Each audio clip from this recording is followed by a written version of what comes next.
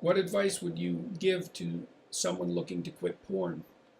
Well, I gave some advice a little earlier about quitting alcohol, and I would say it isn't that you're trying to quit porn.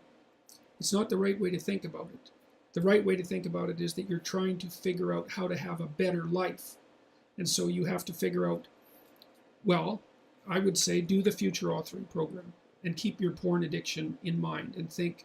So in the first part of the future authoring program, it asks you a bunch of questions about what your life could be like in 3 to 5 years if you took care of yourself like you were someone that you cared for. And then it asks you questions about your friends and your family and your career and your time outside of work and your health and the important dimensions of life. And it asks you to spend 20 minutes writing about how good your life could be in 3 to 5 years if you got your act together and did what was good for you. And then it asks you to write about the hell you could be in if you didn't. And so I would say you really need to do that, because porn isn't the issue.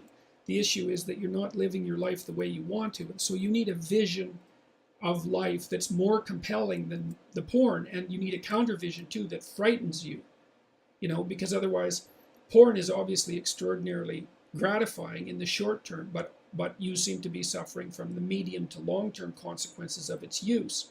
And so you need a story that you can tell yourself that's really deeply thought through about why this is not appropriate for you, how it's hurting you, and how it's minimizing you and perhaps making you embarrassed and ashamed and more socially isolated and all of that. So I would say think about it as cleaning up your psyche and your behavior rather than merely stopping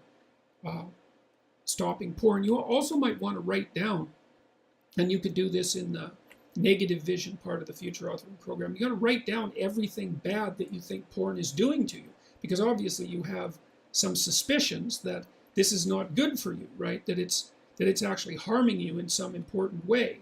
And so you need to be fully cognizant of what those ways are and then take them seriously and decide if that's the pathway through life on which you wish to travel. And then I would also say good luck to you. It's a very good idea to identify one of your weaknesses and work on it. You can strengthen yourself substantially by doing that.